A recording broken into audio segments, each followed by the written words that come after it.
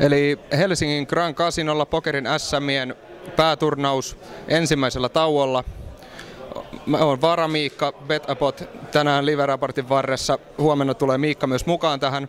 Mutta tässä ensimmäisellä tauolla muutama sana Tan Doan, Unibet Open voittaja Lontoosta. Miten on lähtenyt turnaus käyntiin? No itse asiassa alkuvaiheesta on ihan jees, että hyvä menee, mutta tässä tää toisen tunnin lopussa ne tulee vähän pääpittiin, mutta yritetään vielä parhaiten. Joo, eli sut nähdään sunnuntai-finaalissa. Toivottavasti näin.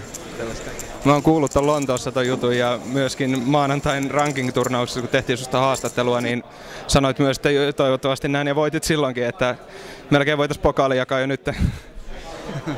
Toivon mukaan sitä ainakin toivon parhaiten. Joo. Mitä mieltä olet vastustajista täällä, että onko täällä kovempi taso kuin esimerkiksi Unibet Open Lontoossa?